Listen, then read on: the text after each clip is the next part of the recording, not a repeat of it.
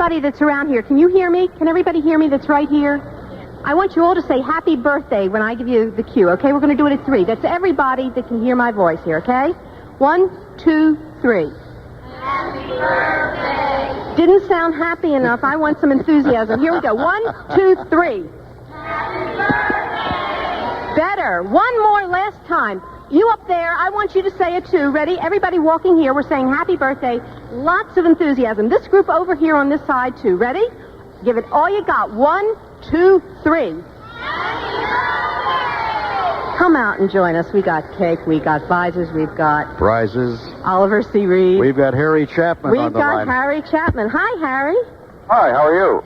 From 1964 to 1969, you were on 56 WHBQ. What shift were you on? Well, I worked a number of them, Jane, during the time I was there. A lot of it was afternoon drive time. And what kind of music were we talking about in those days? Oh, this was all top 40 at the time, Can you remember the biggest record that was playing around that time? Big #1 hit? Oh, there were so many different ones, Jane. I don't know which one would have stood out above the others, really. Were a lot of Elvis Presley songs popular then? Elvis was big. The Beach Boys were big. Beatles had to be in their prime. Well, that came in around 64, yes, And also Dave Clark 5 for a while was about as big as the Beatles were. Who can we talk about that people would know as far as being on the air with you? I'm sorry, I didn't hear you. Who else was sharing the microphone with you during that time? Oh, well, Jack Parnell was there, and Skip Wilkerson, some of the fellows you've already been talking with. Dave Brown was the DJ for a little while before he went into TV. And I bet he had brown hair at that time. Well, as a matter of fact, we all did, yes. Times have changed, right? Just a little bit, And do you have any moments that you can pick out as being really super or funny or special? Well, we had so many different things that took place, Jane. I don't know which one I'd zero in on. We used to do appearances at the drag races on Sunday and run up and down in tricycles. And we had contests where we gave away hearses on Halloween and all kinds of things. One of the things that I enjoyed doing in the 64 was I promoted the Dave Clark 5 concert at the Coliseum, which had just opened. They were the first English group to play in Memphis. And that was, of course, after the English period. An American group had a hard time getting on the charts. For a while they did. They sure did. So you were there right at the changeover in music, and it was a big change, wasn't it? Well, that was one change, and then another one was coming in a little bit later on, just as I got off the air, which was the, I guess you'd call it acid rock or heavy metal stuff was beginning to get popular with the Jimi Hendrixes and folks like that. Yeah, what's your favorite type of music? If you could be on the air playing anything you wanted, what would it be? Oh, it'd still be the old top 40 rock and roll, sure would. Do you still play any of it? Do you have a personal collection? Oh, yeah, I have a pretty good personal collection, and I listen to it a lot. Did you ever get to talk to any of the people whose music you played? Well, we had a lot of local artists, yes. Matter of fact, I had some sock hops for a while. I don't know if you remember those, but we had a lot of the local artists, and then occasionally a touring artist would come through and perform.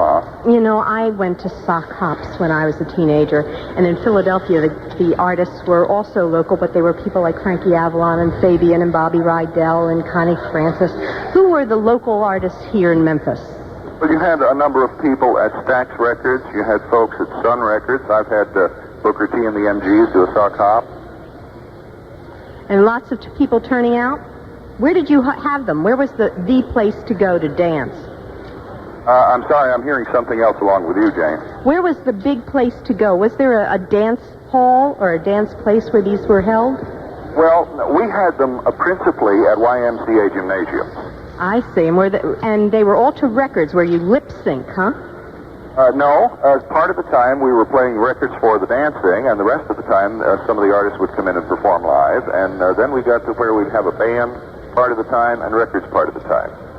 I thank you so much for being with us and helping us share our birthday. Well, I thank you for calling. Harry, thank you very much. Have a very good weekend. Thank you, too. Well, this will go along. I want to get a hold of Ann right here on line 1. Ann, you've been patiently waiting. You're on WHBQ. Are you there, Ann, or have you departed?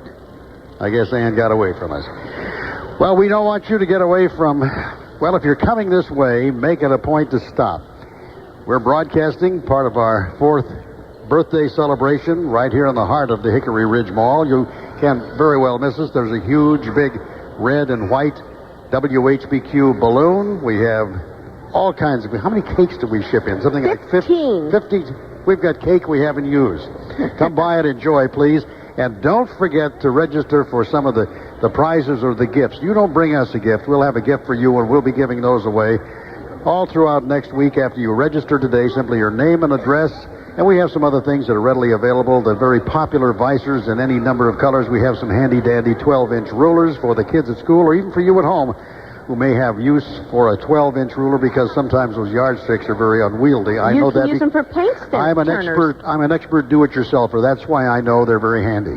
Unhandy to use I can't even get it straight. I'm not a expert do-it-yourselfer. Oliver C. Reed here with Jaine Rodack. All from 56 WHBQ, the Talk of Memphis. Come down to the river. Yes, I said to the river, and see them paddle along. It begins on the Wolf, rolls down the Big Muddy, and ends on the banks of Jefferson Davis Park. People come from miles around to yell, cheer, holler, and scream. They give awards and trophies to the winners. They fish the losers out of the river, and a good time is had by all. It's the 6th annual Memphis in May Great Mississippi River Canoe and Kayak Race, sponsored by Outdoors Incorporated, Manpower Temporary Services, and 56 WHBQ. If you want to enter, register at Outdoors Incorporated at 5245 Poplar in East Memphis or 1710 Union in Midtown until 6 p.m. Friday, May 8th. Oh, don't worry, you'll be safe. You'll be protected by the U.S. Coast Guard, Memphis Police Boats, and the Bluff City Canoe Club. All you have to worry about is paddling and winning and combing your hair for the winner's circle. But hurry, be a kayaker or a canoer or a spectator, but be there.